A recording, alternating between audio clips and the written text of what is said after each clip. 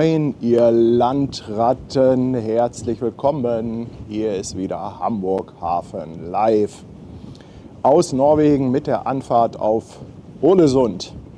Ja, noch ist das Wetter ganz gut. Es ist aber ein bisschen Regen angesagt heute den Tag über. Mal gucken, wie viel das letztendlich wird. Aber jetzt geht es erstmal Richtung Hafen. Die Fahrt in den Hafen, also es geht hier jetzt nicht durch einen langen, tiefen Fjord, sondern die ist relativ nah. Dauert wohl nur so etwa eine Stunde. Und ja, ich denke mal, wir müssen da vorne irgendwo rein. Man sieht da schon ein paar Berge. Ich richte die Kamera mal wieder aus. Und ja, hoffen wir mal, dass heute Morgen das Netz etwas besser mitspielt. Gestern Abend hat es mich ja ein bisschen geärgert. Aber nun, so ist das halt, ne? Was willst du machen? Kannst du machen? Nix. Schön, dass ihr alle schon wieder dabei seid. So viele schon wieder auf von euch. Herrlich. Ja, gestern bin ich dann auch relativ flott eingeschlafen. Die kleine Bergwanderung, die hat mir dann doch ganz gut in den Beinen zugesetzt. Ich schätze mal, spätestens heute Abend oder morgen werde ich einen wunderbaren Muskelkater haben. Viele von euch haben ja gesagt, dass ich in Ålesund auch unbedingt da auf diesen Berg rauf muss. Gucken wir mal, wie das Wetter ist, ob da heute Nachmittag auch irgendwas geht. Ja, ich denke mal, da müssen wir rein. Oder? Sah zumindest so aus auf der Karte. Malte ist auch da. Moin, moin. Moin, mein Lieber.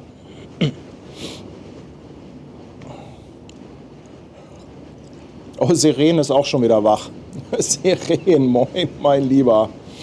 Gleich mal eine 10er Subbombe hier rausgehauen. Und Andreas Galle ist neu dabei auf dem Fischmarkt. Nee, in der Speicherstadt. Moin, moin, moin. Lama Jana fragt nach einem Kaffee. Ja, heute alles ein bisschen entspannter. Konnte ja einen kleinen Tacken länger schlafen und war dann auch eben in Ruhe frühstücken. Was ich nicht wusste, sonntags machen die Restaurants wohl erst um 8 auf. Zumindest das, wo ich war. Ich habe jetzt nicht alle abgeklappert. Kann natürlich auch sein, dass es eins gibt, was ein bisschen eher aufmacht, das weiß ich jetzt nicht ganz genau. So bin ich da noch nicht drin in diesen ganzen Zeiten. Kai, ja, Fabian wollte nachher auch noch mal vorbeikommen.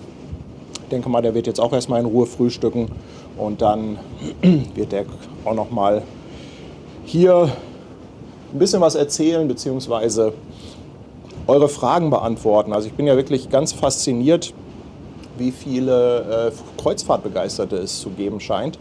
Also was es gestern hier an Fragen gab zum Thema Kreuzfahrten, das war ja schon wirklich sensationell. Katrin verschenkt eine Mitgliedschaft. Katrin, moin meine Liebe. Dabini, danke für 9 Monate und Steffi 11 Monate, beide auf Twitch. Der Hessenblitz ist da, auch seit 10 Monaten mit einem Gude aus Hessen. Wie sagt man denn eigentlich Guten Morgen auf Norwegisch? Wer weiß das von euch? Danke, Dani, danke auch an dich für die Sub-Verlängerung.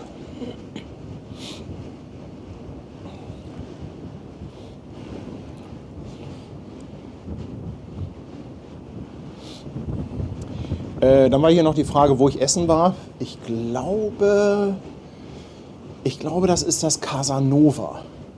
Wo ich heute essen war. Genau, das Casanova, Deck 6, relativ weit hinten. Ja, schönes Restaurant, also gefällt mir ganz gut. So richtig die großen Unterschiede bei den Frühstücksrestaurants habe ich noch nicht rausgefunden. Fabian meint, dass da zwar überall auch so ein bisschen unterschiedliches Essen angeboten wird, aber ich bin ja jetzt auch nicht so der Kulinariker, der auch ständig immer wieder was Neues ausprobieren muss. Also wenn ich morgens irgendwie ein bisschen Obst, Joghurt, Müsli kriege und dann vielleicht mal ein Ei, dann bin ich ja schon total glücklich. Gott morgen oder Gumorn gesprochen. Gumorn gesprochen, sagt man auf Norwegisch. Gumorn, ja, danke schön, danke. Gumorn. Lady, danke für deine Verlängerung von deinem Abo auf Twitch. Und TVPet, willkommen auf dem Fischmarkt. Drummer Martin ist auch schon auf. Ihr könnt auf den Berg auch mit der Bahn fahren, sagt er. Ja, wir gucken uns das mal an. Wir haben heute auch noch mal irgendwie einen Termin hier mit der Eventmanagerin. Ich glaube, das ist um 16 Uhr. Da muss ich erstmal Fabian fragen, was die Tagesplanung so hergibt. Und dann schauen wir mal, was wir so an Aktivitäten raushauen können. Ob ich einen Landgang mache. Also ich will schon gerne einen machen. Ich hoffe, das Wetter spielt ein bisschen mit. Simon, moin und Dankeschön. Ja, einige haben wohl gestern in Deutschland mit Gewitter zu kämpfen gehabt. Stefan fragt auch, könnte sein, dass es bei einigen richtig gerumpelt hat.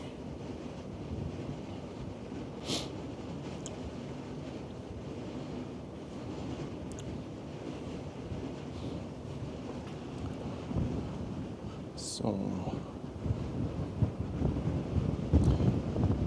Die Flagge am Vormast ist auch schon gehisst, aber noch kein blinder Passagier da.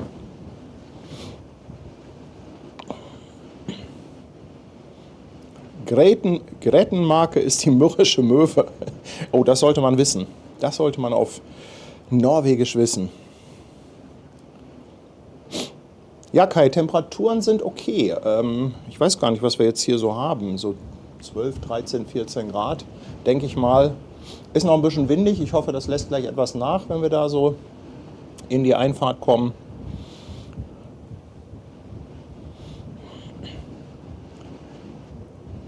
Danke, Seren. Nochmal ein 100er. Und TVPet 2 Euro Superchat. Auch an dich ein dickes Dankeschön. So, komm, hier zum Aufwachen.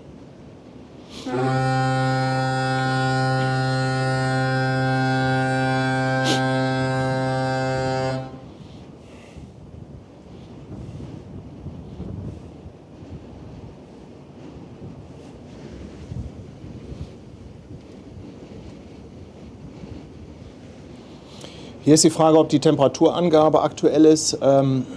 Ich sag mal jein. Ich habe so ein Tool, wie gesagt, das guckt, wo ich GPS-mäßig bin. Das geht übers Handy. Und aufgrund dieser Position wird dann die Temperatur oben im Stream gesetzt und auch die Uhrzeit, wenn ich in einer anderen Zeitzone sein sollte. Ich würde mal sagen, das passt nicht so ganz.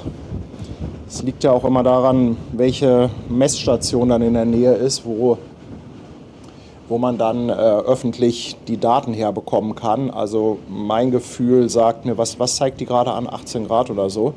Mein Gefühl sagt mir, dass wir keine 18 Grad haben.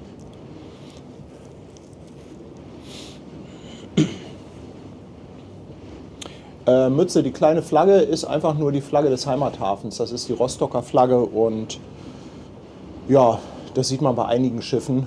Also zum Beispiel die Hapag-Lloyd-Containerschiffe, die haben auch teilweise dann vorne am Bug eine Hamburg-Flagge. Finde ich eigentlich immer ganz nett. Sabine, nein, Tanja ist leider nicht mit an Bord. Und jetzt nächster Stopp ist Ålesund.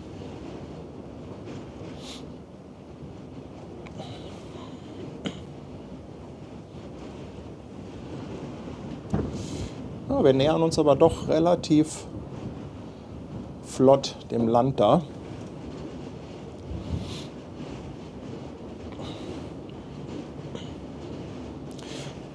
Der Sebastian hat gerade noch mal die Route in den Chat gepostet. Ich kann ja auch noch mal hier die kleine Animation einspielen, damit ihr einfach mal seht, wo es lang geht für alle, die jetzt vielleicht nicht alle Streams mitverfolgt haben.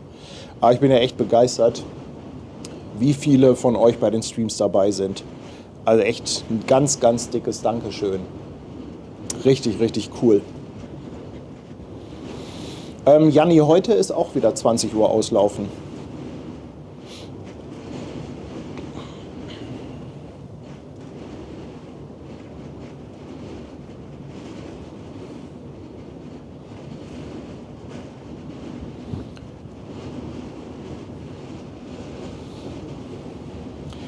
Wasserburg grüßt mit 2 Euro. Liebe Grüße, Anja und Danny.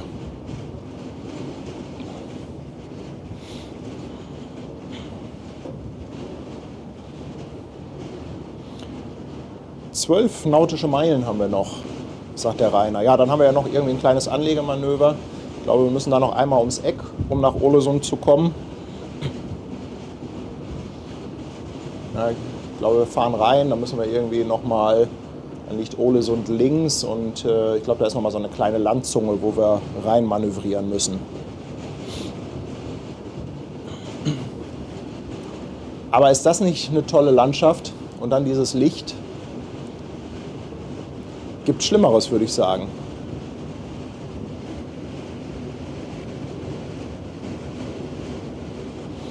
Ja, dann ist hier noch die Frage, wie lange wir bis zum nächsten Hafen brauchen. Das ist ja alles nicht so weit auseinander. Ich kann euch das gar nicht genau sagen. Aber wir haben zum Beispiel in Molde, da bleiben wir auch über Nacht. Da geht es dann morgens ganz früh raus. Ich denke mal, das ist auch einfach dem geschuldet, dass es dann bis zum Hafen nicht so wirklich weit ist.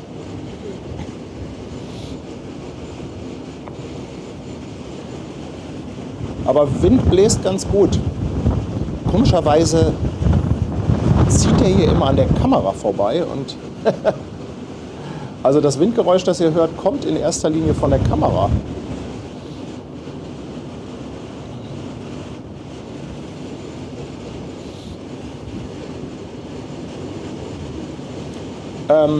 Ja, Lotsen kommen auch an Bord. Aber ich habe da nichts von mitbekommen. Also der müsste eigentlich schon an Bord sein. Beziehungsweise, Fabian hat erzählt, dass die Lotsen teilweise mitfahren. Also es kann sein, dass der Lotse an Bord geblieben ist, dass der Lotse, der uns gestern in Flom navigiert hat, dass der an Bord geblieben ist und dann uns jetzt auch hier nach Ålesund bringt.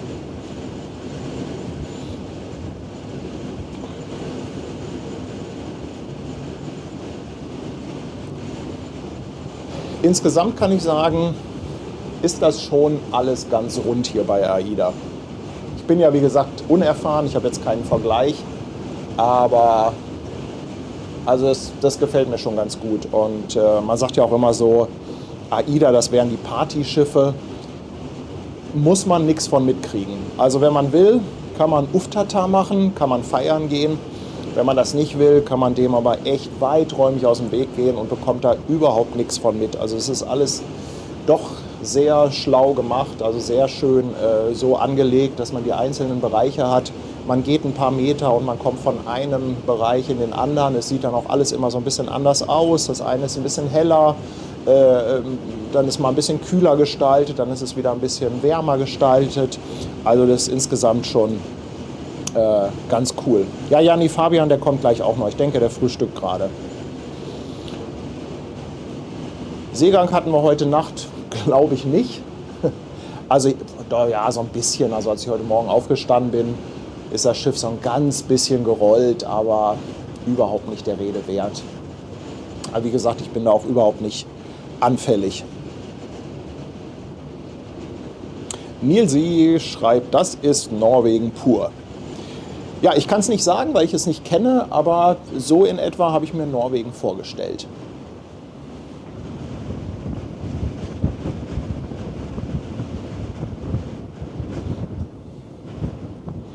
Da geht's rein. Claudia ist auch da. Moin Claudia.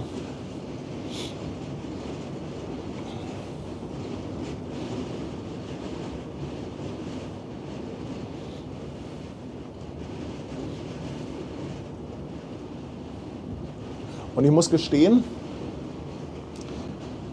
also die Kabine hier, die ist so toll mit dem Balkon. Ich habe irgendwie auch gar nicht so richtig das Bedürfnis, jetzt ständig rauszugehen. Also dass ich irgendwie denke, oh, jetzt musst du noch mal dahin und musst noch mal dahin und das musst du dir angucken und das musst du dir angucken. Ich finde das so geil, hier einfach zu sitzen und ein bisschen rauszugucken. Also das ist echt mega. Also da kann ich noch mal sagen, Augen auf bei der Kabinenwahl. Das ist schon wirklich eine ziemlich coole Kabine. Ich habe zwar keinen Vergleich, da gibt es mit Sicherheit noch welche, die noch mal besser sind, aber das hier ist schon, denke ich, für die erste Kreuzfahrt ist das schon ganz geil.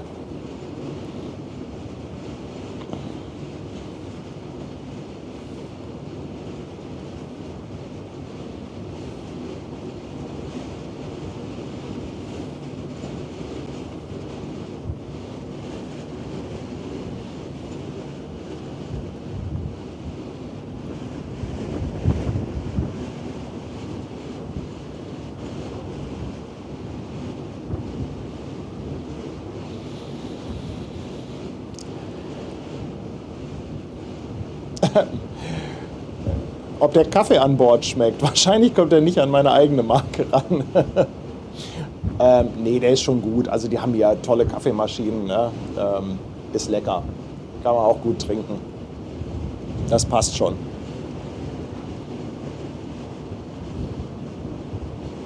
Aber was ich ganz lustig fand, der Fabian hat gestern unseren Kaffee mit in seine Geschenkeliste aufgenommen. Also wenn jetzt demnächst jemand beim Fabian eine Reise bucht, dann gibt es da immer irgendwie so ein kleines Geschenk. Das kann man sich aus so einer Liste aussuchen. Alles Mögliche. Und jetzt kann man auch optional ein Päckchen Kaffee von uns bekommen. Fand ich ganz süß. Kemu, ja, Geiranger ist auch auf der Liste.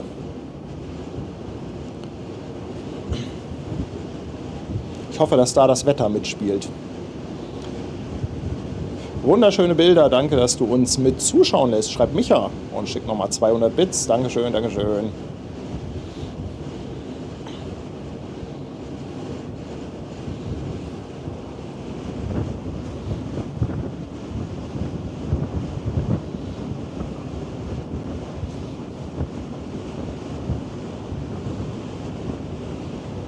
Ja, nach links gibt es jetzt nicht so wahnsinnig viel zu sehen. Da ist natürlich noch das offene Meer.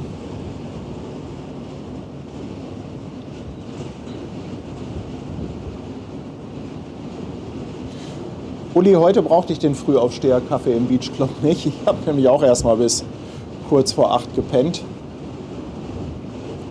Aber es ist gut zu wissen, dass ich da jetzt früh einen Kaffee finde. Ich glaube, wir haben auch irgendwann noch mal auslaufen um 6 Uhr. Dronepicks, ja, ein Getränkepaket habe ich auch. Ob sich das für mich unterm Strich nachher rechnet, das weiß ich ehrlich gesagt gar nicht. Haben wir ja gestern auch drüber geschnackt. Das hängt halt echt davon ab, wie viel man so konsumiert und was man genau an Getränken haben will. Ich bin jetzt auch nicht der Typ, der sich jeden Abend 5 Cocktails reinpfeifen muss. Also es kann sein, dass ich da unterm Strich auch Minus mache mit dem Getränkepaket. Aber gut, ich habe das einfach einmal so gebucht. Habe mir da einfach ein ganzes Paket schnüren lassen und naja, es ist wie es ist, ne? Eine Mitgliedschaft geht raus vom Christian. Moin und danke, mein Lieber. Charlene trinkt auch gerade unseren Kaffee. Ja, lass ihn dir schmecken, meine Liebe. Otschika fragt nochmal, was bedeutet Getränkepaket? Ja, also du kannst im Prinzip einfach eine Art Getränke-Flatrate buchen und da gibt es unterschiedliche Abstufungen. Da gibt es einmal das ganz große Paket, da ist alles drin, auch mit Alkohol, Cocktails und so weiter. Und dann gibt es irgendwie noch ein kleines Getränkepaket und ein mittleres. Was da jetzt ganz genau überall enthalten ist, das kann ich dir nicht sagen. Und wenn du halt irgendwas trinken willst, was nicht im Getränkepaket enthalten ist, dann ist das halt aufpreispflichtig, ne? Dann musst du halt extra zahlen. Hansi nochmal 2,49. Dankeschön. Hüsker möchte wissen, wie viele Hamburg Hafen Live-Zuschauer an Bord sind.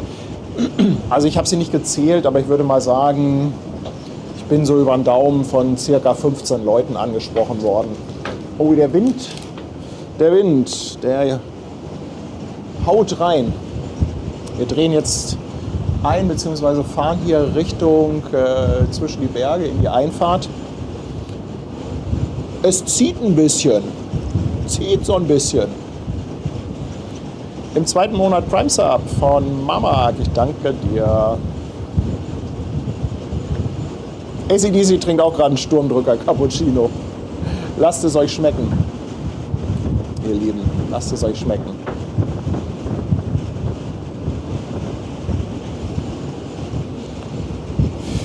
Ja, Heimatlife fragt, ob ich gutes Handynetz habe. Also wenn der Stream hält und ihr eine gute Bildqualität bekommt, dann habe ich jetzt auch gutes Handynetz. Gestern hatten wir ein bisschen Probleme, als wir aus Flom raus sind. Das lag aber, glaube ich, in erster Linie daran, dass die Funkmasten quasi hinter uns waren, also hinter dem Schiff. Und das Schiff dann natürlich alles nach hinten abgeschirmt hat und meine Kabine ist ja vorne. Das heißt, nach hinten ist ja nur Schiff und nur Stahl und da geht dann nichts durch. Ne?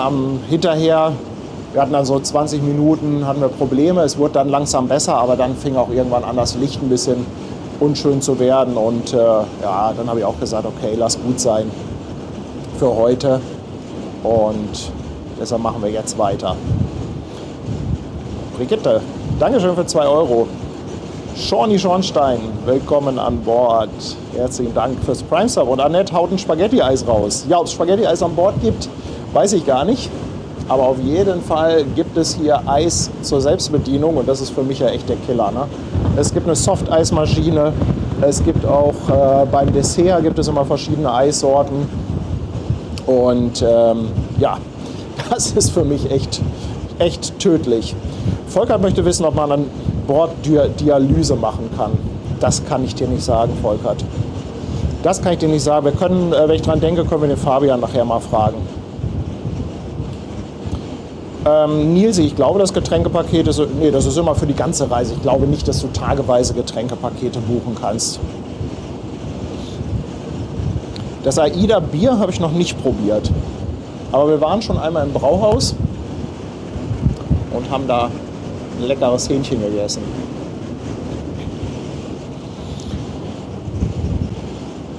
Guten Morgen und vielen Dank für die wunderschönen Eindrücke, schreibt Barbara und schickt nochmal 10 Euro. Herzlichen Dank. Chucky ist neu an Bord. Willkommen, danke für deinen Prime Sub.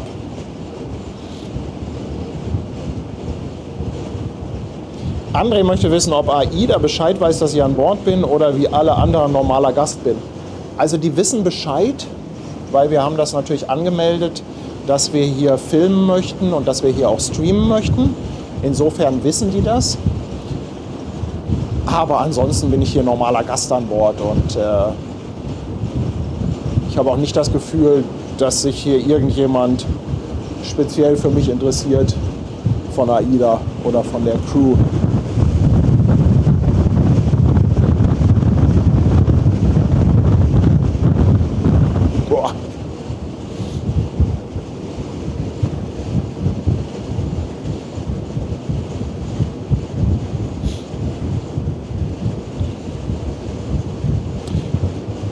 Ja, die Restaurantzeiten stehen im täglichen Heft, was auf die Kabine kommt, Tobias, das ist richtig, aber das muss man auch lesen. Und hier ist nochmal die Frage nach Rettungsübung. Ja, mit der Rettungsübung funktioniert das so. Wenn du an Bord gehst, musst du dir als erstes einen Film angucken. Sicherheitseinweisung, geht so circa 4 Minuten. Das kannst du einfach auf der Kabine machen oder kannst du auch über die App machen. Gibt ja hier so ein Bordportal, kannst du ja so ganz bequem auf deinem Handy angucken. Dann musst du dir die Rettungsweste schnappen, die musst du einmal anziehen, einmal anlegen und dann musst du mit deiner Bordkarte zu deiner Musterstation. Also Musterstation, das sind ja so Sammelplätze und jedem Gast wird ein Sammelplatz zugewiesen, wo man also hin muss im Notfall. An diesem Sammelplatz steht dann jemand und registriert deine Bordkarte. Also die musst du dann da einmal scannen lassen und damit ja, wissen die dann halt, dass du die Sicherheitseinweisung ausgeführt hast. Ja, Holger, es ist in der Tat richtig windig. Ich hoffe, dass das gleich nochmal besser wird.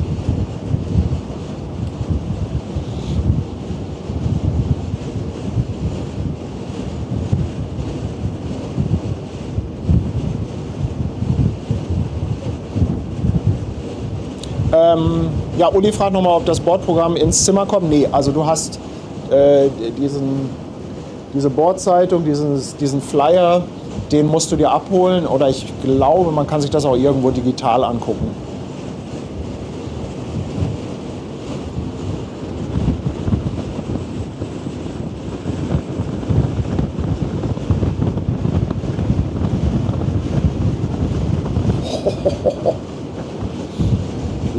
Leute, ich glaube, ich muss gleich meine Daunenjacke mal anziehen.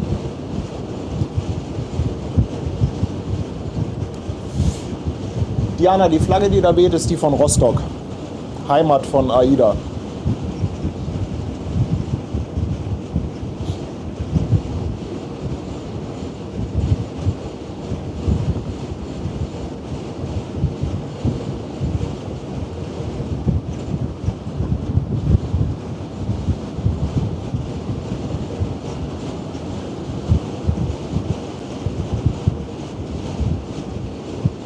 Richie möchte noch mal wissen, was das Ganze hier kostet. Fabian wollte sich noch mal vorbereiten. Ich weiß nicht, ob er das heute Morgen macht, weil die Frage, die kommt jetzt immer. Ich habe natürlich den ganz, ganz großen Nachteil, dass ich Alleinreisender bin, deshalb zahle ich 80% Aufschlag. Diese Kabine kostet normalerweise pro Person so 1,5 ungefähr. Und ja, ich bin schon bei knapp über 3.000 € mit dem Getränkepaket.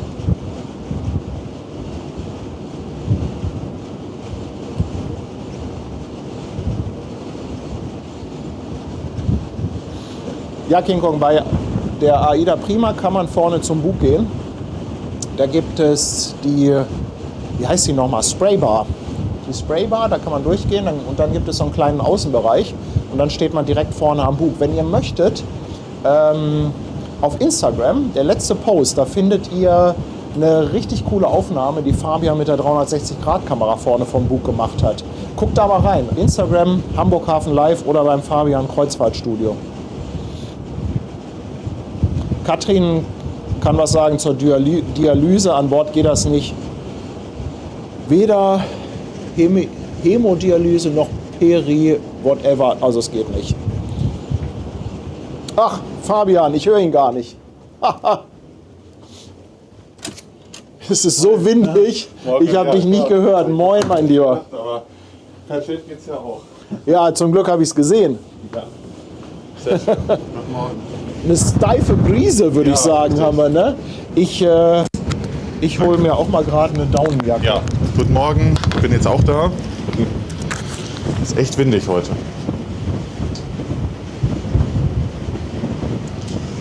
Ja, großartige Ausblicke wieder hier zum Start in den Tag in Norwegen. So ist das immer.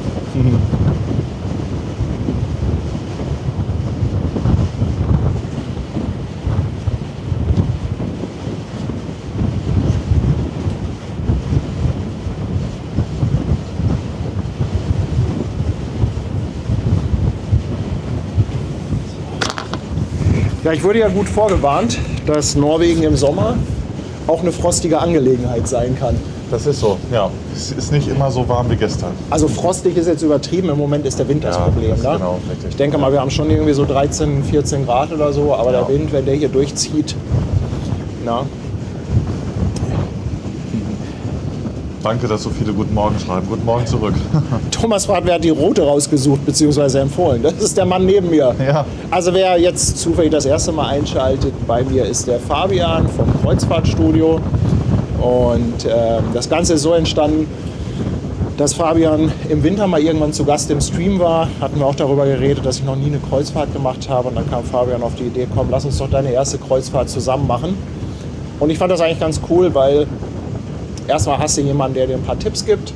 Fabian hat wirklich eine mega Kabine hier rausgesucht. Und es ist natürlich auch schön jetzt einfach für die Streams, ne, weil es kommen doch so viele Fragen hier rein. Genau, Ja. das ist doch echt. Wir Ja, ergänzen ja. uns da sehr gut.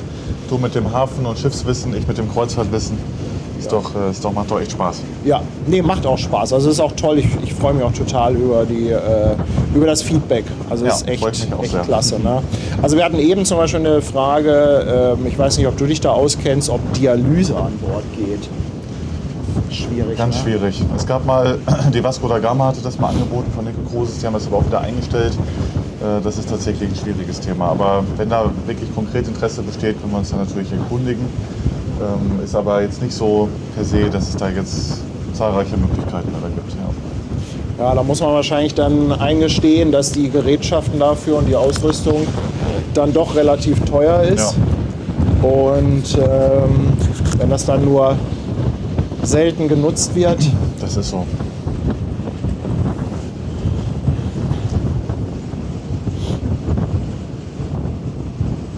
hier fragt jemand, ob euer Büro heile geblieben ist. Ja, gut. Thema Markise, aber Ja. die wurde ja noch reingeholt, ne? Ja, ich glaube nicht. Weil, Ach, du glaubst nicht? Nee. Ach so. Ich glaube nicht. Ach so, Weil- es hörte sich so an, als ob gestern noch mal jemand die Markise Nee. reingefahren hat. Ich hoffe einfach, dass die Markise es ausgehalten hat. Ich glaube nicht. Aber ich weiß es jetzt natürlich nicht genau. Aber ich habe jetzt auch niemanden gefragt, ob die noch reingefahren wurde oder nicht.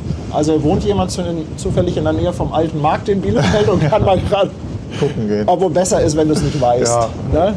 Ja. Heute wäre nicht so gut, wenn da die Info kommt, dass es kaputt ist. Weil machen kann ich jetzt auch nichts. Ja. Also am besten einfach Augen zu und Das ignorieren. wird schon alles Ja. geklappt haben. Stübi ist auch da. Moin, Ahoi von der Fluggesellschaft. Allseits eine Handbreit Fjord unterm Kiel. Ja, danke. Gestern habe ich ja auch schon gelernt, dass die Fjorde teilweise sehr, sehr tief sind. Ja. Also da Richtung Flommen bis zu 1300 Meter. So. Ganz lustig, weil es kam vorher die Frage auf YouTube, da wusste ich es noch nicht, ob die Fjorde denn auch ausbaggern müssen, die Ach so. Fahrrinne wie in Hamburg. Ne? Da muss ja ständig gebaggert werden. Also nee, da ist noch für ein paar Jahre Luft. Ja. Es geht halt meistens so tief runter, wie es auch an den Bergen hochgeht, an den Hängen. Und von daher, da ist genug Platz. Ich finde ja auch die Entstehung der Fjorde so interessant. Alles aufgrund der Eiszeit, mit dem das Eis sich da durchgeschoben hat, dass das die Fjorde geformt hat. Schon krass. Willst du jetzt eine Abhandlung über die Entstehung der Fjorde haben? Nee, das war nur ganz kurz zusammengefasst. Ich glaube, das reicht. Der Krenner, willkommen an Bord, ein neues Prime-Sub. Ja, guck mal, Ballonpilot Arthur sagt, ab Mittagszeit ist heute für Ålesund leider nur Regen für den Rest des Ja, Tages leider. angesagt. Ja, das sieht wirklich nicht so gut aus. Wir haben ja, glaube ich, für 16 Uhr haben wir noch einen Termin. Genau. Ne? Also ich weiß gar nicht, ob wir das schaffen da heute auf diesen Hausberg. Das geht schnell. Macht dir mal nichts so Also viel meinst du, Sorgen. wenn Also, wir nach dem Anlegen genau. relativ zeitig Das wäre heute der Vorschlag. losdackeln? Genau, wir kommen ja sicherlich irgendwie 10.30 Uhr sind wir in der Pia spätestens. 11 Uhr werden wir spätestens freigegeben zum Landgang. Und dann direkt losgehen, dann schaffen wir das noch vom Regen. Ich muss aber zwischendurch noch Geräte aufladen. Ach so, Ne? ja gut. Das, ja. Aber was ich mal machen kann, das eine Gerät kann ich schon an Strom hängen, dann ist das nachher nicht so leer. Ja.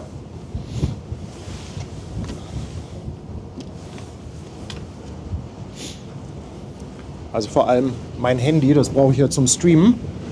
Genau. Und bis das wieder 100% voll ist, dauert das ja auch einen Moment. Chris schreibt, Paddy, es gibt keine Ausreden, hoch mit dir. Sehe ich auch so. Ja, ich Hast du der Muskelkater? noch nicht. Okay. Aber Muskelkater kommt ja auch gerne erst 2 Tage später. Ah ja, okay. Ja, dann setzen wir heute noch mal einen drauf. Aber ich attestiere dem Chat ja auch einen gewissen Sadismus. Ach ja. Ja. Nein, ich habe da schon Bock drauf. Also auch ein bisschen was unternehmen. Und ja, wenn ab Nachmittag Regen ist, dann müssen wir das eigentlich sofort machen, wenn wir an Land sind. Ne? Ist der Spitzeberg in der Mitte der Axla? Nee. Das, Ålesund liegt gleich links von uns und ist jetzt gerade noch nicht zu sehen. Sobald der Berg um die Ecke kommt, sage ich Bescheid.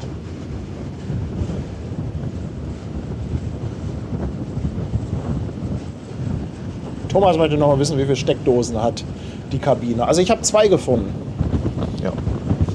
Ja. Plus USB-Steckdosen, also USB-A, 2 Ports. Ja, das sind aber auch, ich weiß gar nicht, was da rauskommt an Strom. Ja.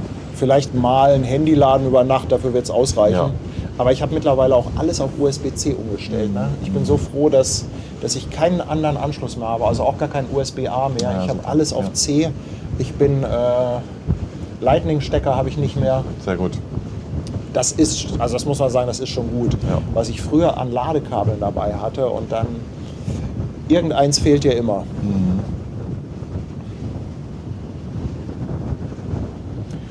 Eisbär möchte wissen, wie es mit Lebensmittelunverträglichkeit auf AIDA aussieht. Gluten. Das ist hier schon sehr umfangreich, was geboten wird. Es gibt auch immer die Schonkostbar, zum Beispiel, glaube ich, im Marktrestaurant haben wir es auch gesehen, als wir da waren abends. Auf anderen Schiffen ist es teilweise in Belladonna. Da wird schon sehr darauf geachtet und da gibt es echt viele Möglichkeiten. Also gerade für Menschen mit Unverträglichkeit ist das schon top. Ursi möchte wissen, ob sie bei dir aus der Schweiz buchen kann. Absolut, auf Klar. jeden Fall. Wir haben total viele Kunden in der Schweiz. Grüße in die Schweiz. Ja. Devisen immer gern gesehen. Nee, ist ja immer direkt in Kasso, also damit haben wir nichts zu tun. Ja, stimmt, Aber, stimmt. Du kriegst genau. ja die Rechnung von der Reederei. Dann, Genau, ne? richtig. Ist das bei allen Reedereien so? Oder stellt ihr auch Rechnungen aus? Das ist die ganz, ganz große Ausnahme manchmal, aber 99% ist direkt in Kasso. Also das Geschäft läuft immer so, dass Ja. ihr im Grunde genommen Vermittler seid. Die Reederei rechnet ab und ihr kriegt dann eine Provision ja, dafür. korrekt. Janni möchte wissen, wie oft du schon in Ålesund warst. Ja. Musste ich jetzt erstmal überlegen. Schätzungsweise zwischen 5 und 8 Mal ungefähr. Aber eine genaue Zahl habe ich gerade nicht auf dem Schirm. Oh, guck mal, ich hoffe, da komme ich nah genug ran, aber diese kleinen Häuschen da vorne. Schreibt jemand, rechts von euch kommt ein Hurtigrutenschiff. Ich gucke mal.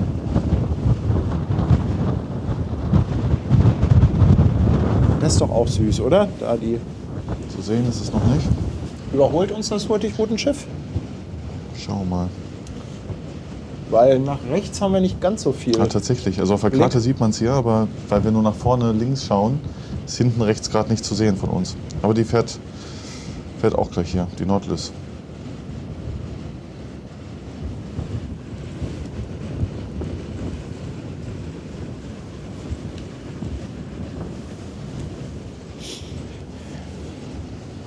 Ja, viele Fragen wiederholen sich hier, das macht aber nichts, weil natürlich immer wieder neue Zuschauer dazu kommen.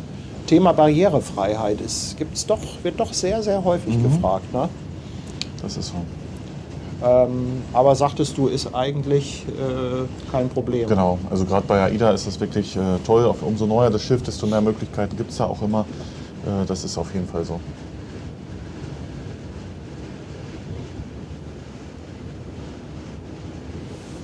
Ein bisschen lässt der Wind nach. Ich glaube, wir sind jetzt ein klein wenig geschützter. Gibt es eine Kreuzfahrt, die du noch nie gemacht hast, aber auf deiner Bucketlist hast? Also definitiv Australien, Neuseeland, diese Gegend, die ist einfach super weit weg.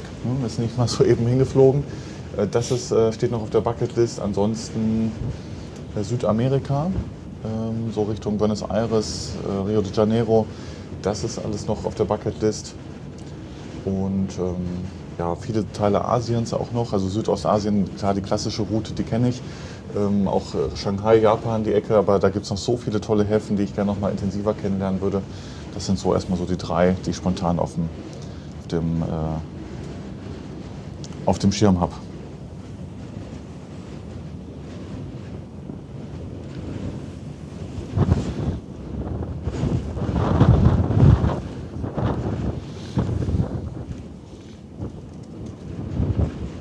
Ein bisschen nach links schwenken. Jetzt rechts geht's nach Geiranger, hat jemand geschrieben. Stimmt, zum Geiranger müssen wir auch hier in die Einfahrt. Genau, ne? da kommen wir wieder vorbei. Und wir haben ja auch, glaube ich, Molde sind wir ja, glaube ich, über Nacht. Ne? Und dann geht's ganz früh morgens raus. Richtig, ja. Ist wahrscheinlich, weil wir nicht so lange brauchen dann, nehme ich mal an. Oder genau, richtig. Grund? Molde, Andolznes ist nicht weit auseinander. Es gibt sogar AIDA-Routen, da ist man vormittags in Andolznes und nachmittags in Molde. Ah, okay. Wir haben jetzt beide Häfen den ganzen Tag und die Distanz ist, glaube ich, nur 3-4 Stunden Fahrzeit.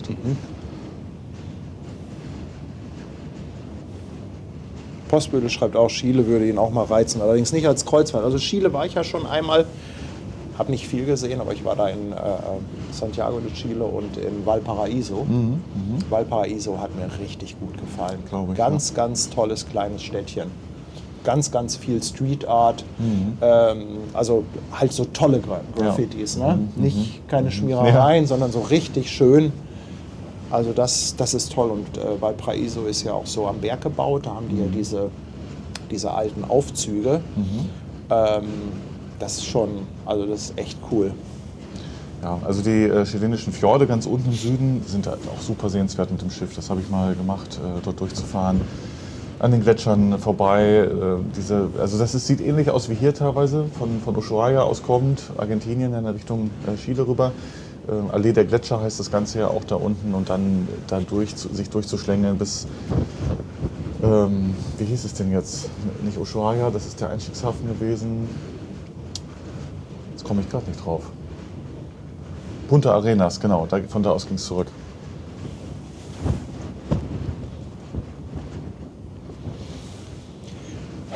Und ja, die Frage hatten wir gestern auch schon mal, rauchen kannst du auch auf AIDA-Schiffen, auf deinem eigenen Balkon und natürlich in ausgewiesenen Raucherzonen.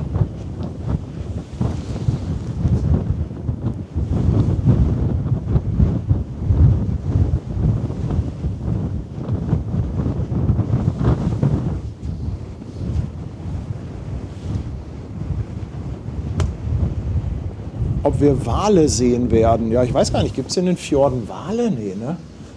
Also Wale sind grundsätzlich in Norwegen schon teilweise sichtbar. Es ist zur Winterzeit oben Richtung Tromsø ist immer so die Orca-Saison. Da sind wir jetzt natürlich nicht. Zum einen fahren wir nicht so weit hoch und die Saison ist auch gerade nicht, aber Wale gibt es hier grundsätzlich auch mal zu sehen. Also Augen offen halten immer.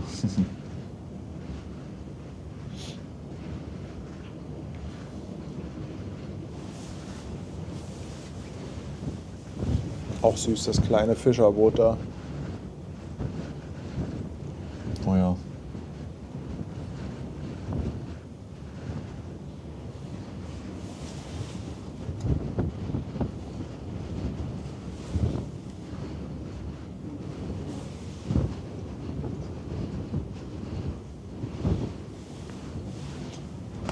Ich mache viel zu wenig Fotos, habe ich festgestellt.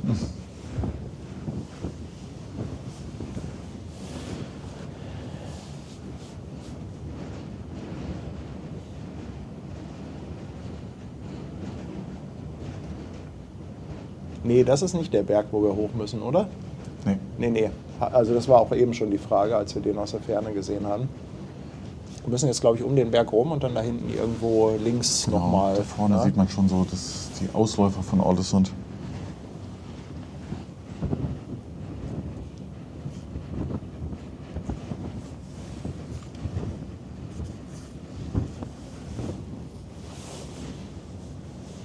Gibt es hier einen Flughafen? Hier fragt gerade jemand, ob hier rechts von uns ein Flughafen ist. Ålesund wird einen Flughafen haben, aber ich glaube nicht, dass der hier rechts von uns ist.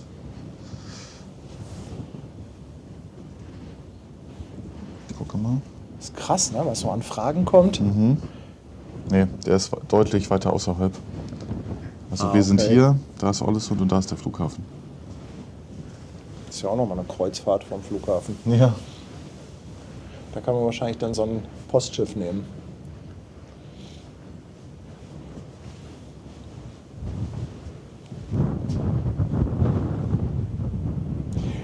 Dodo fragt, ob das Schiff ein Helipad hat. Nee. Aber im Notfall wird halt gewünscht. Genau. Es gibt aber Schiffe mit Helipad, aber AIDA hat es nicht.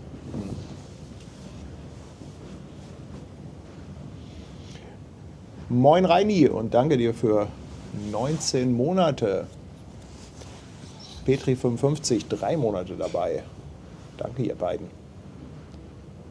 Sabine möchte wissen, ob du eine Routenempfehlung hast für Whale-Watching, wenn man jetzt wirklich ein paar Wale gucken möchte. Ja, also zum Beispiel direkt der Kommentar darunter von Sabrina. Sie schreibt, auf meiner letzten Reise mit der AIDA Zoll, Winter im hohen Norden, haben wir Wale, Delfine und Orcas gesehen. Der Kapitän hat extra Schiff verlangsamt. Das ist halt wirklich zur Winterzeit eine Empfehlung. Klar, es klappt nicht immer. Das ist immer Glückssache, ob man Wale sieht oder nicht. Aber das kann gut klappen. Ansonsten Straße von Gibraltar ist auch immer noch mal so ein Hotspot dafür. Überwiegend auch Delfine, aber auch Wale gibt es da zu sehen. Ja, ist immer schwer, Empfehlungen da auszusprechen, weil nachher sind dann keine Wale gesehen worden und dann ist es auch traurig. Regress. Ja. Regress. Wir können ja mal mit ein paar Möwen anfangen. Genau. Die gibt es fast überall.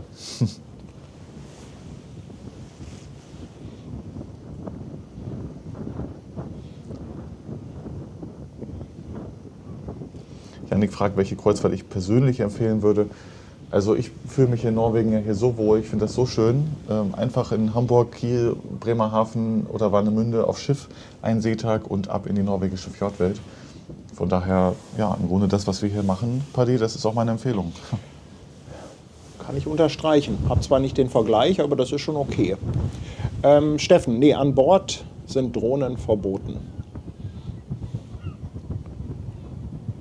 Und ich sage mal, selbst wenn man sie mitnehmen dürfte, um sie für einen Landgang auszugeben, vom Schiff selber filmen, denke ich mal, ist bei jeder Reederei verboten. Genau, das ist so. Weil das ist auch echt eine Herausforderung. Also vom Schiff filmen, ich habe ja vom Containerschiff gefilmt und das ist schon fahrendes Schiff mit Wind, Drohne filmen, das ist wirklich... Das sollte nicht der erste Flug von einem sein. Nee, das sollte nicht der erste sein.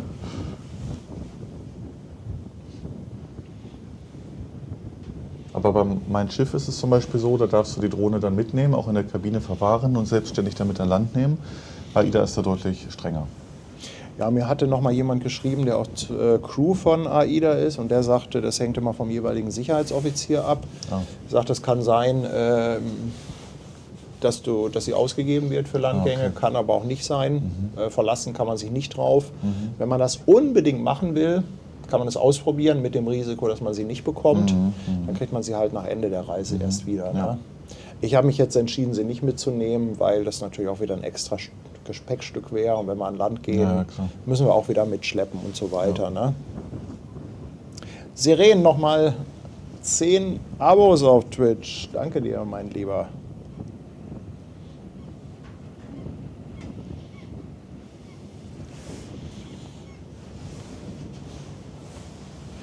Gehört das jetzt alles schon hier zu Ålesund dazu? Hier Großraum, ja, absolut. Das Hurtigruten-Schiff ist jetzt übrigens hier zu sehen. Ich weiß nicht, mit der Kamera wird es, glaube ich, schwierig, aber du kannst zumindest mal um die Ecke schauen. Oh ja, ist aber auch weit weg. Aber ein Hurtigruten-Schiff. Ein Hurtigruten-Schiff. Da komme ich leider überhaupt nicht hin. Werden viele Passagiere seekrank? Keine Ahnung. Ich glaube, auf dieser Reise bisher noch nicht. Nee, kann ich mir auch nicht vorstellen. Also ich habe auch noch niemanden gesehen, der über der Reling gelehnt war.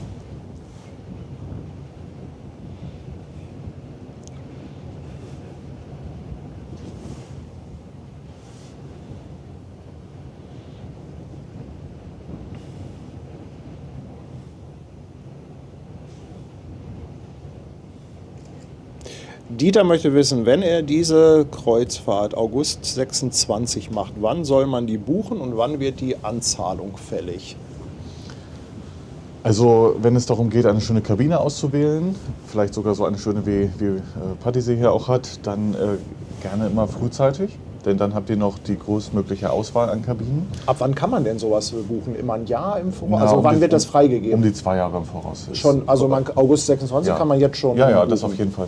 Hängt immer von der Reederei ab. Also manche Reedereien sind ein bisschen früher dran, andere später. Aber August 26 ist auf jeden Fall überall schon buchbar. Das heißt, wir können da jetzt nach den Verfügbarkeiten schauen, welche Kabinen gibt es. Das ist dann der Premium-Tarif. Das heißt, die Anzahlung ist dann grundsätzlich sofort fällig, also kurz nach Buchung. Und die Restzahlung dann 30 Tage vor Reisebeginn. Anzahlung ist, glaube ich, immer so ein Viertel oder genau. so. Ne? Auch das variiert je nach Reederei, aber ungefähr 25%. Ja.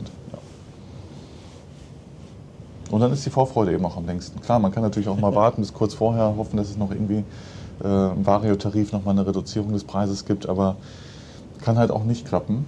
Und das ist dann Bibbern bis zum Schluss sozusagen.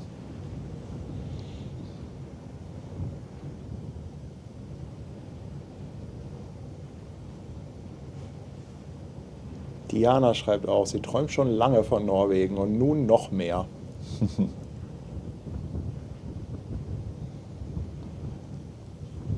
Aber es ist auch schön, wie das alles so an einem vorbeizieht. Es ist eine schöne Geschwindigkeit. Es ist langsam genug, um sich alles in Ruhe anzugucken. Genau. Aber es ist schnell genug, dass Abwechslung drin ist.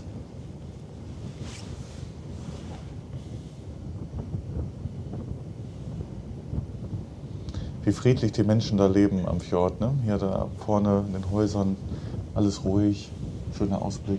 Ja. Schon schön. Andreas schickt auch nochmal 5 € für Sonntagsdingsbums und Gedöns. Danke, danke.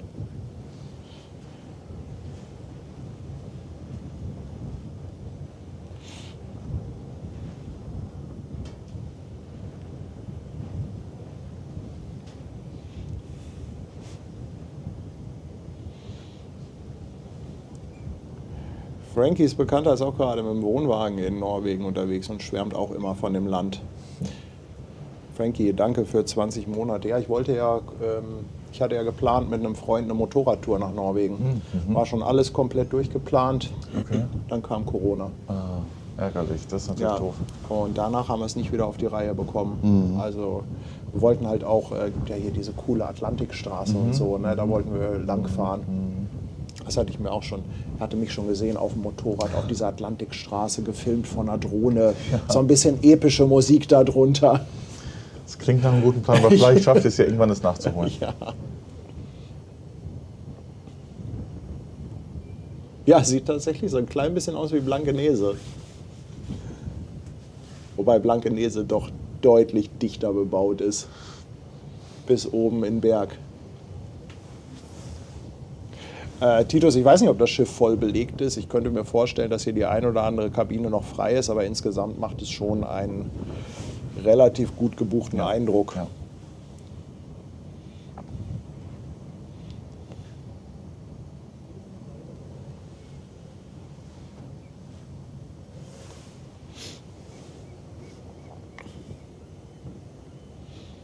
Hier, denke ich mal, müssen wir gleich Richtig. links um das Kap. Genau, sobald wir da vorbei sind, werden wir links steuern und dann kommt auch gleich Ålesund in Sichtweite.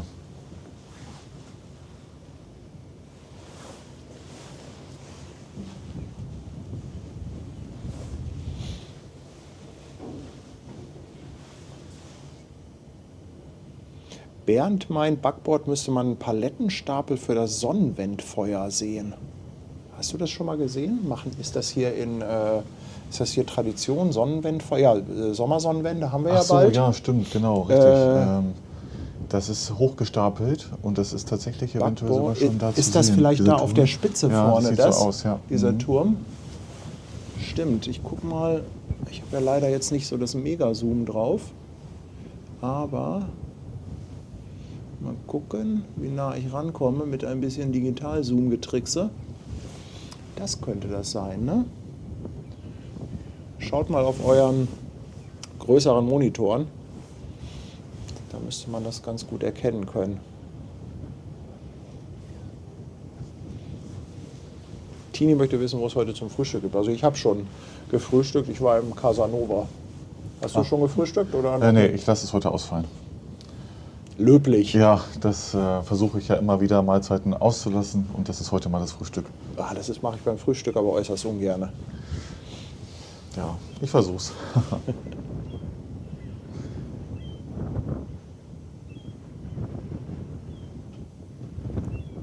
Warst du im Casanova oder in Belladonna? Nee, Belladonna. Belladonna okay. ist hinterm Casanova. Ja, genau, ich hatte ne? mich gerade gefragt, seit wann Sie Frühstück im Casanova anbieten, aber ich hatte vermutet, dass du das Belladonna meintest. Ich verwechsel das alles noch. Bevor hier gleich 100 Fragen kommen, seit wann gibt es im Casanova Frühstück? Mhm. Hier ist nochmal die Frage, ob es auch sowas wie Last Minute für AIDA gibt. Durchaus, ja. Es gab jetzt auch gerade wieder eine Last-Minute-Aktion, wo dann nochmal wirklich für ganz kurzfristige Reisen nochmal das ein oder andere angeboten wird.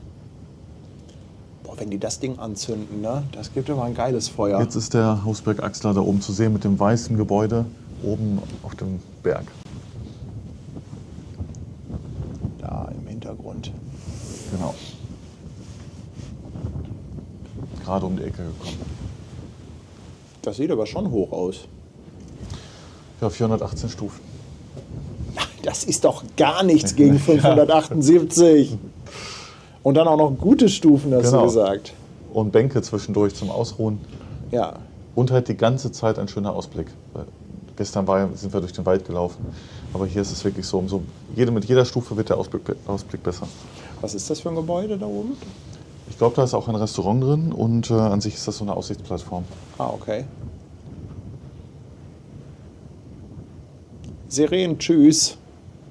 Und ganz lieben Dank, dass du dabei warst.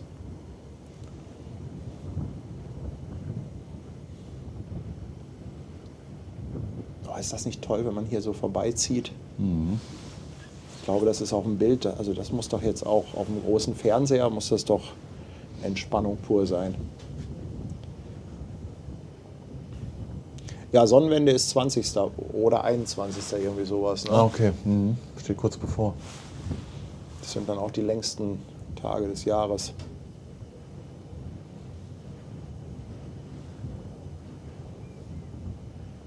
Kann man auf Kreuzfahrten essen gehen, wie man will, oder gibt es da feste Zeiten? Das ist also hier bei AIDA und bei meinem Schiff alles super flexibel. Ganz nach Lust und Laune einfach zum Restaurant gehen. Es gibt natürlich so ein paar Ausnahmen mit den Spezialitätenrestaurants, die dann immer reserviert werden sollten vorher. Aber das ist super unkompliziert, auch bei meinem Schiff einfach hingehen. Also man muss sich eher die Frage stellen, wann man mal nicht essen kann. Ja. Nachts wird es ein bisschen schwierig. Ich glaube, die Currywurst macht irgendwann um 1 zu. Und dann ist mal Pause bis morgens um, weiß ich nicht, irgendwann um 7:30 Uhr geht das los. Heute das Restaurant hatte, glaube ich, erst um 8 auf. Wahrscheinlich, weil Sonntag ist. Und weil wir auch später ankommen. Also das ist Ja. immer an die Ankunftszeiten des Schiffes auch angepasst. Wenn wir jetzt schon um 7 Uhr im Hafen wären, dann wäre auch schon viel früher das Ja. Frühstück offen gewesen. Sieht aus wie die Tony Stark Villa da oben. Ja.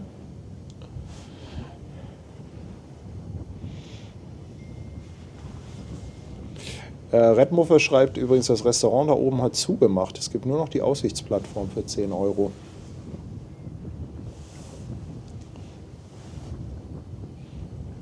Und hier ist wieder mal die Frage, ob es auch Roomservice gibt. Leider nicht. Ich weiß nicht, gibt es das bei den Suiten vielleicht? Wenn man so. Ja, ist aber nicht wirklich umfangreich. Also es gibt Schiffe, da Okay. gibt es das auf jeden Fall. Gerade im Luxussegment, da hast du 24 Stunden am Tag die Möglichkeit, Roomservice oder das In-Suite Dining dann zu bekommen. Hapag-Lloyd Cruises zum Beispiel, Explorer Journeys, Seabourn etc., Silversea, wie sie alle heißen, da ist das gang und gäbe und das ist auch komplett im Reisepreis dann enthalten. Aber der Reisepreis ist dafür natürlich auch entsprechend höher. Ich hatte mal irgendwo, hatte ich auch von so einer Mega-Luxus-Kreuzfahrt gelesen, da war dann in der höheren Kabinenklasse auch der Butler mit enthalten. Ja, das gibt es auch, genau. Oder auch zum Beispiel bei MSC im Yachtclub, da ist auch Butler Service mit dabei.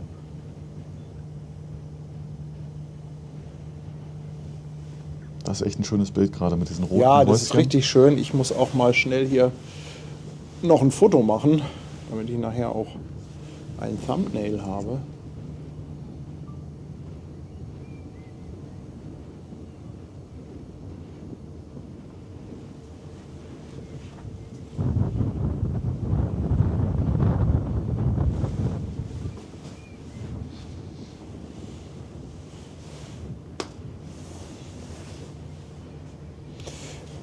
Nee, also für die 5 Uhr Fraktion gibt es, glaube ich, kein Frühstück. Das ist, glaube ich, schwierig.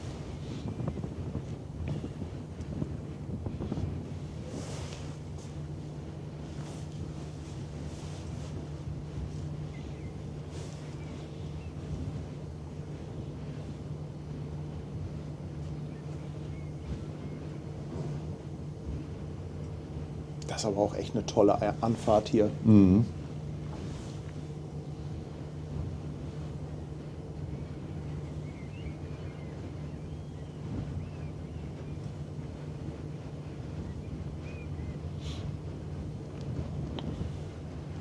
Tatsächlich, das ist ein Palettenstapel. Jetzt kann man es auch ungefähr erkennen.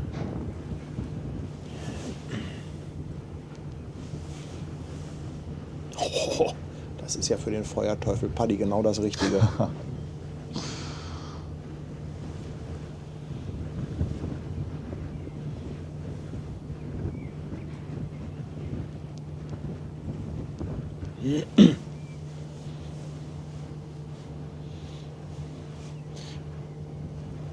Hier auch nochmal der Tipp, dass man auch mit einer Bimmelbahn da hochfahren kann auf den Berg, aber Ach, das brauchen wir doch nicht. Challenge accepted. Das ist so touristisch, mit der Bahn da hochzufahren. Das schaffen wir auch so.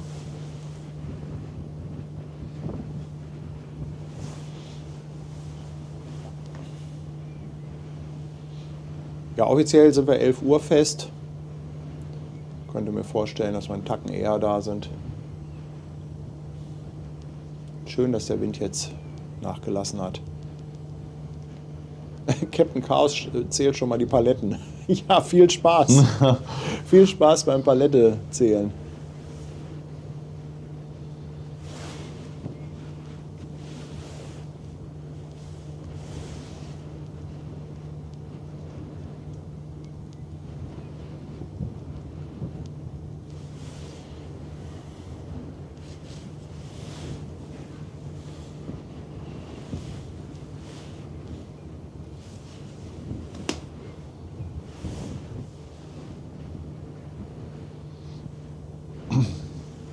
Das ist echt krass mit dem Turm. Das muss ja lichterloh brennen.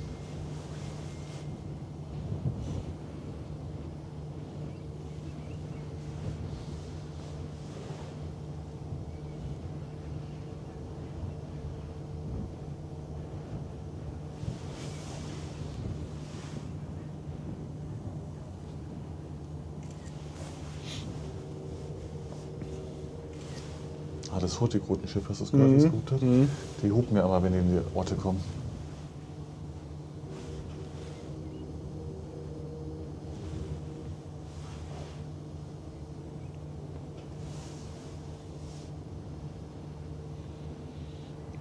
Ja, ein Einwegleuchtturm. So kann man es auch nennen. Lustig. Da stehen auch noch so viele Paletten drumherum. Da wird noch gebaut. Der wird noch gebaut, ja. Der ist noch nicht fertig, der Turm.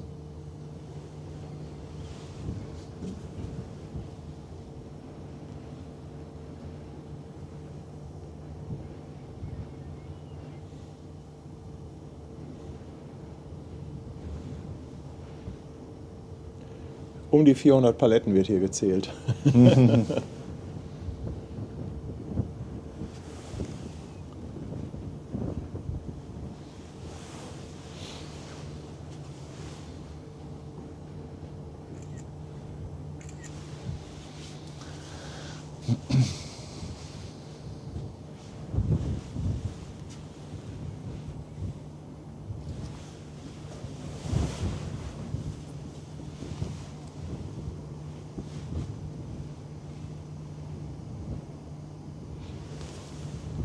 André schickt 2 Euro und sagt, vor 2 Wochen ist er noch die 418 Stufen hoch.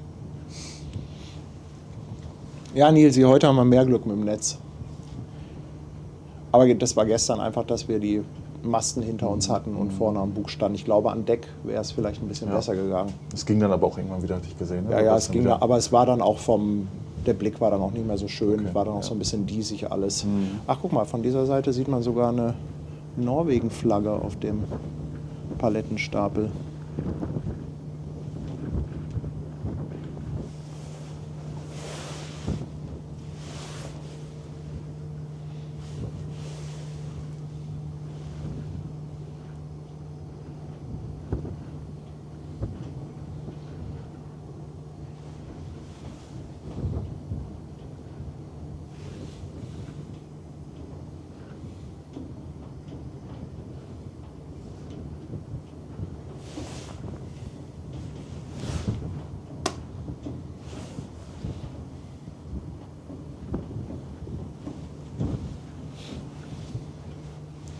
Ich hoffe, dass da hinten sind nicht die Regenwolken, die uns... Ja, doch, es hat begegnen. eben jemand geschrieben, wir müssen doch leider mit ein bisschen Regen rechnen.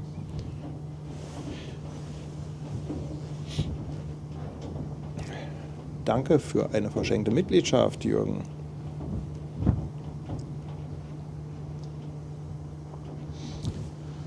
Ja, und jetzt sehen wir im Grunde auch schon den Ort über die gesamte Breite. Und das ist auch wieder das Schöne hier in Norwegen, wie auch gestern schon erzählt. Es ist alles wieder fußläufig erreichbar. Also es ist nicht eine riesige Metropole. Es ist natürlich ein großer Unterschied zu gestern. Gestern stand die Landschaft ja im Vordergrund. Da hatten wir keine große Stadt. Wir sind ja durch die Natur gewandert, ein bisschen an der Uferpromenade da vorbeigelaufen. Heute haben wir ein bisschen beides. Erst ein bisschen Landschaftsfahrt, aber kommen jetzt gleich in eine der größten Städte. Ich müsste gleich nochmal nachgucken, aber es ist eventuell die 4. größte Stadt Norwegens oder 5. größte. Ich gucke gleich nochmal. Wir können aber trotzdem diese Stadt gut erlaufen, weil es nicht so groß ist. Und dann trotzdem auch noch hoch auf dem Berg, ein bisschen Natur damit verbinden und von da oben den perfekten Ausblick über die Inselwelt, hier die Fjordwelt zu genießen. Das macht Norwegen für mich so aus.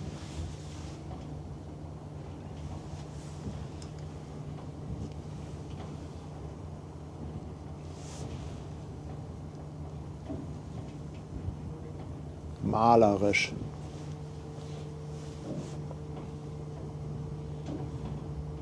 Oh, ich habe mich vertan, Korrektur, 9. größte Stadt Norwegens, 50.000 Einwohner. Ich dachte, es wären etwas mehr. Ja, jetzt ein Horn zum Wecken.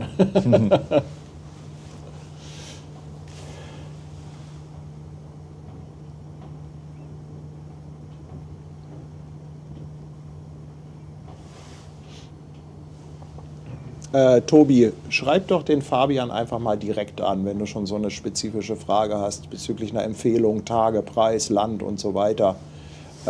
Schreib ihn mal direkt an, beziehungsweise das Kreuzfahrtstudio.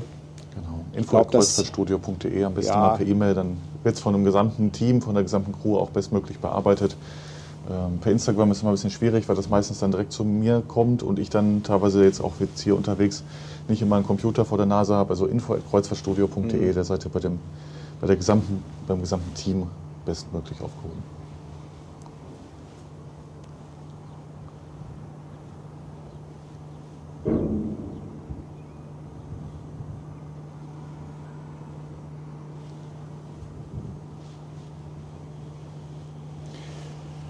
Was machen wir denn bei Regen? Haben wir einen Regenschirm oder irgendwie sowas? Oder einfach Kapuze auf und... Ich glaube Kapuze auf. Ich habe auch leider keinen Regenschirm mitgenommen. Bisschen, ja, das Gute ist, dass wenn ich das mit dem iPhone streame, das ist ja schon relativ sehr gut wassergeschützt. Ja, haben halt ein paar Tropfen auf der Linse. Hast du keinen Scheibenwischer für deine iPhone-Linsen? Nein, nein. Also ich muss sagen, das gefällt mir richtig gut hier.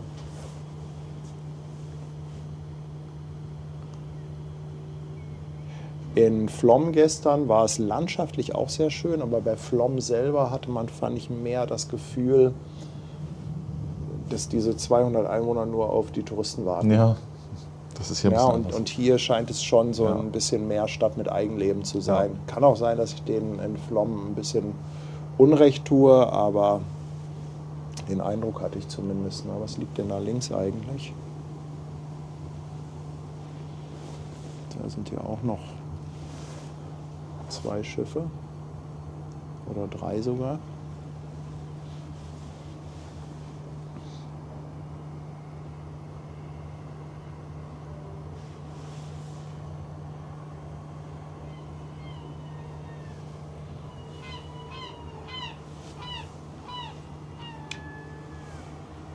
Ja, einen AIDA-Regenschirm gibt es bestimmt.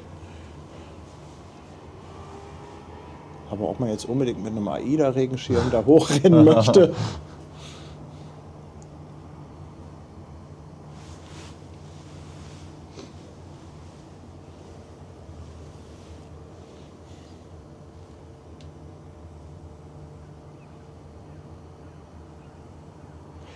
Horst möchte wissen, ob es auch möglich ist, Anschlussurlaub zu buchen, zum Beispiel Mallorca, wenn man vom Schiff geht, noch eine Woche. Klar, oder?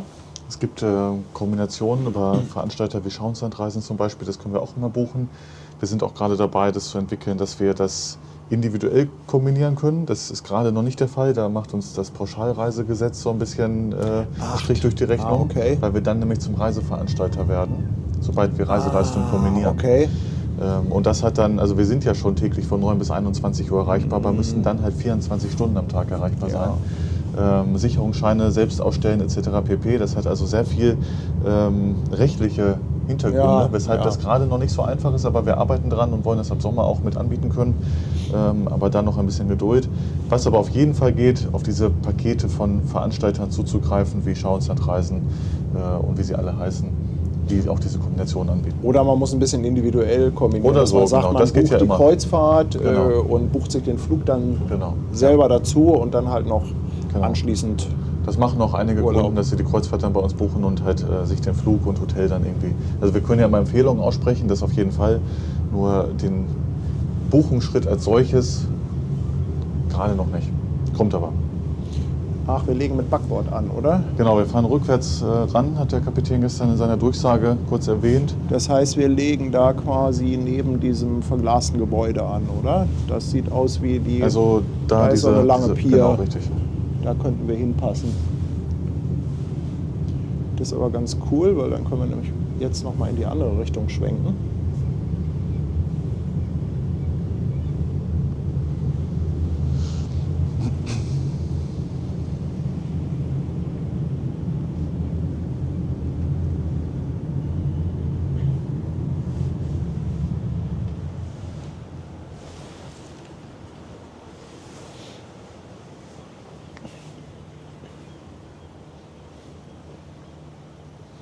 Ja, richtig schönes Frühstücksfernsehen für die Zuschauer heute Morgen hier. Ne?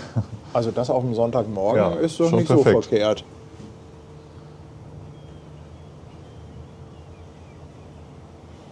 Wann bietest du denn 4D-Streams an, dass auch noch so eine Windbrise mit reinkommt zu Hause ins Wohnzimmer und die Temperatur noch... Du, das ist ganz einfach. Du musst dir nur so einen USB-Ventilator an deinen Laptop klemmen Und dann wird halt bis Windstärke 12 mit übertragen. Okay, sehr gut. Das wäre doch mal noch was, dass du so einen Ventilator noch anbietest. Und dass ich dann sage, so jetzt alle einschalten. Und dann immer die Stufe angibst, auf die alle stellen sollen, damit es mitgefüllt wird. Weil jetzt ist ja wieder weniger Dann wird Wind. im Stream immer eingeblendet. Genau, jetzt Stufe 2, genau. Stufe 3. Das wäre doch mal was. Weil jetzt ist gar kein Wind mehr. Heute Morgen, als wir angefangen hatten, da war ja hier Windstärke 9 gefüllt. Zumindest hier auf dem Balkon. Peter fragt, wann es bei uns letzte Nacht richtig dunkel war. Ich kann das gar nicht sagen, weil ich vorher geschlafen habe. Also gestern beim Einschlafen um 11 war es noch hell. Heute Morgen beim Aufwachen um 6 war es auch hell. Ich weiß nicht, wann es dunkel war. Also ich weiß gar nicht, ob es überhaupt stockduster wird. Ich glaube nicht. Ich könnte mir vorstellen, dass da immer noch einiges an Restlicht vorhanden ist.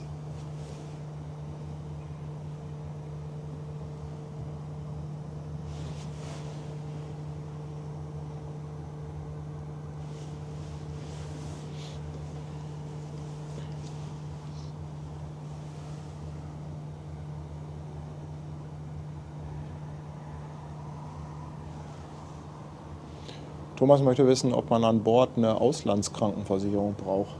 Ja, genau. Und das ist auch wirklich sehr, sehr empfehlenswert, denn die medizinischen Dienstleistungen hier sind kostspielig.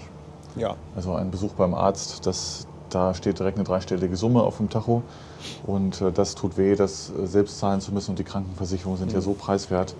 Das ist auf jeden Fall sehr gut investiertes Geld.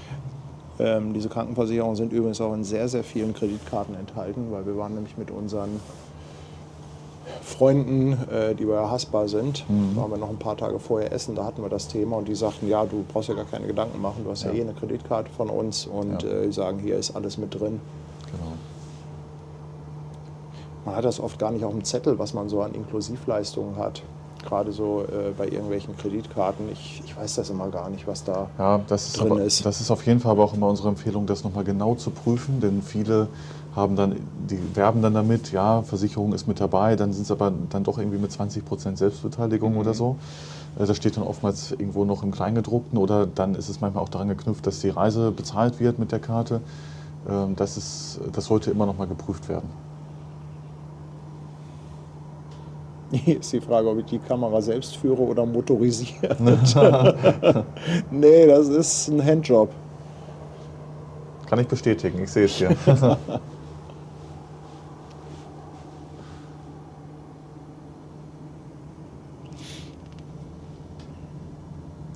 6 Monate Prime Sub von der Terrorzicke.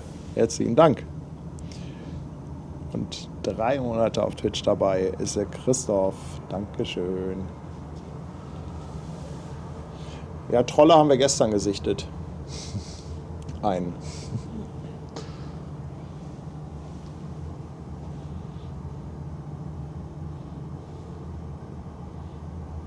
Also ihr habt aber auch detaillierte Fragen, Leute. Ob wir heute noch zusammen was essen gehen in Orlesund? Ich glaube nicht. Also da sind wir dann, glaube ich, geizig und sagen, wir essen an Bord, Ja, oder? ich glaube auch. Ja. Also wenn es da jetzt irgendeinen abgefahrenen Snack gibt unterwegs oder so, dann könnte ich mir vorstellen, da mal was zu testen. Aber ich glaube, da bin ich dann auch geizig.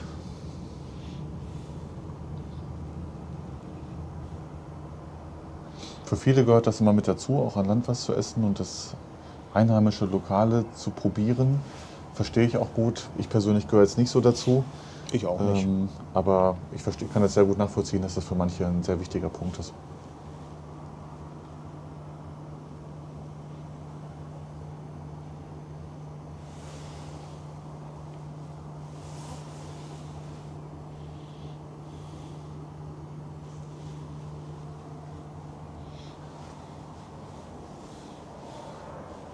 Paddy, du bist doch kein Schwabe. Nee, nein, ich bin kein Schwabe. Ich bin jetzt nicht wirklich geizig, aber es ist mir einfach nicht so wahnsinnig viel wert. Also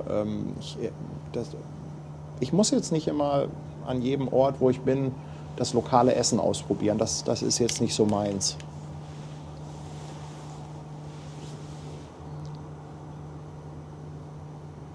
Dirk möchte wissen, ob man bei euch einen Termin machen muss, wenn man vorbeikommt im Studio. Also vor Ort ist es schon besser, weil wir uns dann besser darauf vorbereiten können, uns auch einplanen können. Es ist natürlich immer möglich, auch spontan vorbeizuschauen während der Öffnungszeiten, nur dann kann halt nie garantiert werden, dass in dem Moment auch gerade Zeit ist. Wir haben auch einen Sitzbereich, eine Warteecke zum Warten.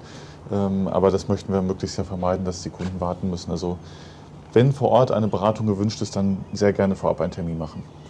Oder ein bisschen durch die Bielefelder Altstadt bummeln. Ja, genau, das geht natürlich etwas auch. Zeit mitnehmen. Das geht auch.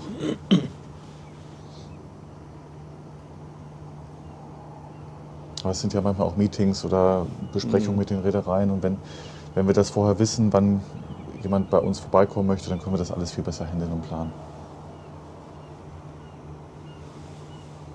Hat Norwegen den Euro? Nee, ne? Nee. Norwegen hat Kronen. Norwegische Kronen. Ja.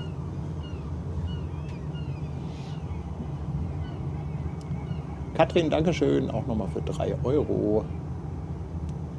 Ja, Sebastian, die angezeigte Temperatur ist schon vor Ort, aber ich habe festgestellt, dass das nicht so ganz passt. Ich würde mal sagen, wir haben jetzt hier 15, 16 Grad. Was zeigt der Stream an? Ja, der sagt 17 Grad. Also es ist schon so, dass ich so ein GPS-Tool habe, was immer die Temperatur an dem Ort nimmt, wo ich gerade bin. Aber man weiß halt nie ganz genau, wo gerade die Messstation ist, die da genommen wird, auf die zugegriffen wird.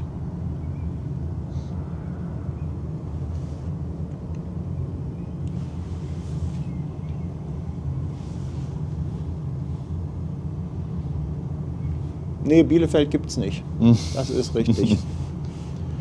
Oh Mann, wenn man in Bielefeld aufgewachsen ist und sagt, man kommt aus Bielefeld. Schlimm, ne? Wie oft haben wir es gehört? Ja. Wie oft? Unzählige Male. Wie lange ist im Schnitt Zeit für einen Landgang? Also heute, wie gesagt, 11 Uhr, sagen wir mal 11:30 Uhr vom Schiff, 19:30 Uhr wieder an Bord. Ja. 8 Stunden.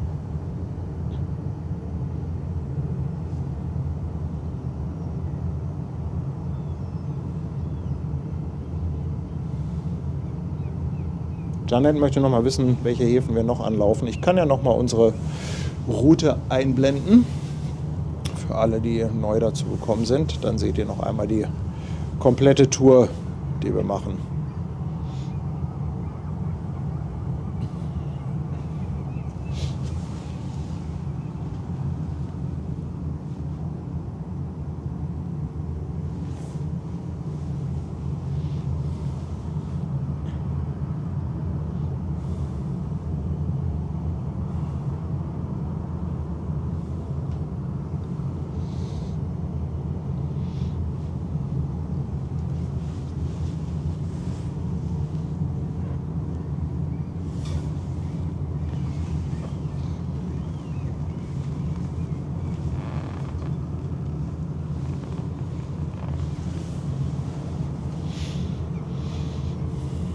Ja, 8 Stunden ist schon lang. Also wer halt wirklich richtig was unternehmen will, der hat ordentlich Zeit, also quasi einen ganzen Tag. Aber das Gute ist, man kann halt auch kleinere Sachen machen und dann wieder an Bord. Genau, so wie jeder möchte. Ja. Morgen in Molde ist es ja so, da kommen wir glaube ich um 8 Uhr schon an und fahren erst am nächsten Morgen um 6:30 Uhr wieder weiter. Das sind ja fast 24 Stunden, die da zur Verfügung stehen. Das ist schon außergewöhnlich lang, ja. Können wir auch eine Nachtwanderung machen. Ja, viele, die noch nie auf Kreuzfahrt waren, sagen ja oft, ja, man hat ja kaum Zeit an Land oder es reicht gar nicht, um da irgendwie die Stadt kennenzulernen oder die Ziele. Ganz so ist es dann meistens nicht. Also klar, es ist in der Regel ein Tag. Es gibt auch immer mal Ziele, wo ein Overnight mit dabei ist, teilweise sogar 2. Gerade in den größeren Metropolen ist das meistens der Fall. Aber man sieht schon viel. Das ist so.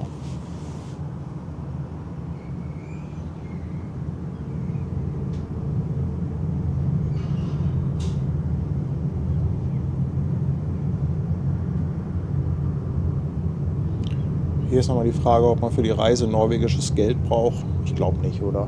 Kreditkarte und alles ist gut. Ja. Das ist ja so weit fortgeschritten inzwischen.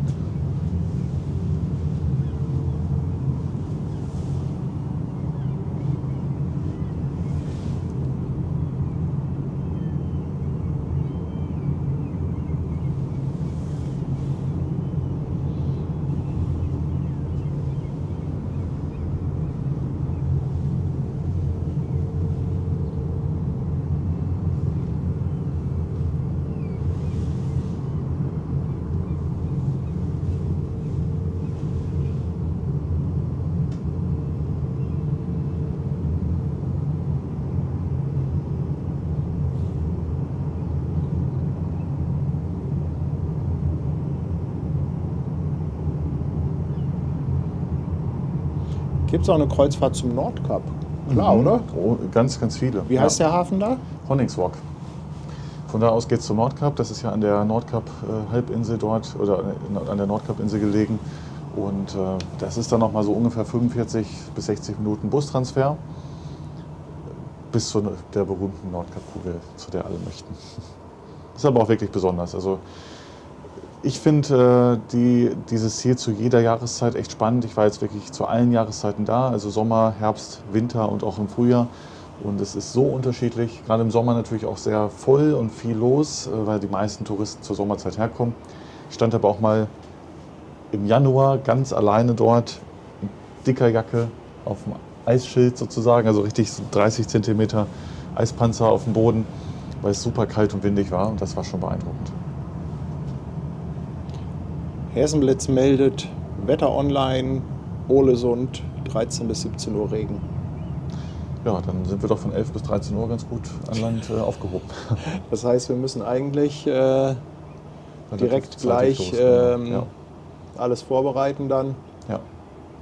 Ja, wir legen jetzt an, also so wahnsinnig viel mehr werden wir jetzt auch gar nicht sehen. Der Weg ist auf jeden Fall nochmal gut zu sehen, den wir gleich hochgehen. Vielleicht für die Zuschauer nochmal interessant. Die Treppen. So. Kann man den erkennen? Ich glaube, man kann den erkennen. Ja. Ne? Das sieht gut aus.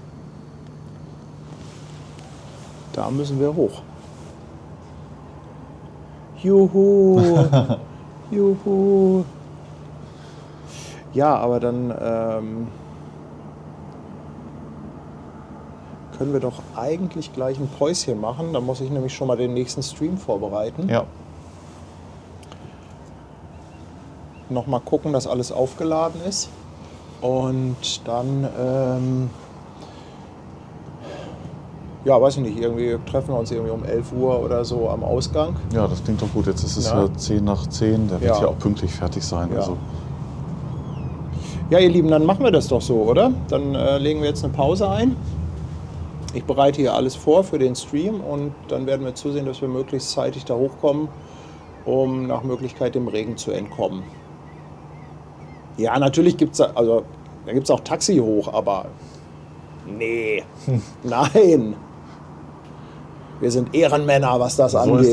So ist das. Ja.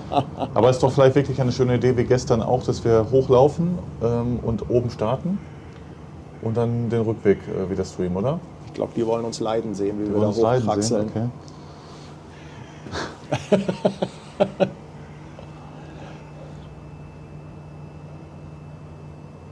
Das wird aber laut mit dem Schnaufen dann. Wir gucken mal, ich will das noch nicht versprechen. Nein, es ist eigentlich ein guter Plan. Erst hochgehen, ganz in Ruhe, dann da das Zeug aufbauen, genau. Aussicht genießen, hat man gleich so einen schönen Opener. Ja. Und dann, ja, ist klar, dass ihr sehen wollt, wie wir da hochschnaufen. Ich sag doch, der Chat ist sadistisch. Spree fragt, wann circa? Ich gehe mal irgendwann 11:30, 12 Uhr von sowas in etwa aus. Genau. Na?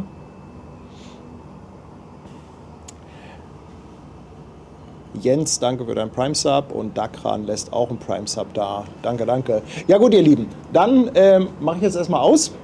Ja, haut gleich den Abspann rein. Vielen, vielen Dank, dass ihr dabei wart. Ich mache jetzt keine große Verabschiedung, denn wir sind dann ja in irgendwann so 1,5 Stunden oder so. 1,5 bis 2 Stunden sind wir da, wieder zurück. Also ich werde mal den Stream auf irgendwie 11:30 oder 12 Uhr ansetzen. Und ihr wisst ja, dann ist natürlich das Beste, wenn ihr den WhatsApp-Kanal abonniert habt, damit ihr dann eine Nachricht bekommt, sobald es wirklich losgeht. Ja, Fabian, ja. Dann bereiten wir uns vor auf unsere nächste kleine Wanderung. Ab morgen wird es entspannter, keine Sorge. Ja, alles klar, ihr Lieben. Dann bis später, ne? Bis später, Tschüss. Macht's gut, tschüss.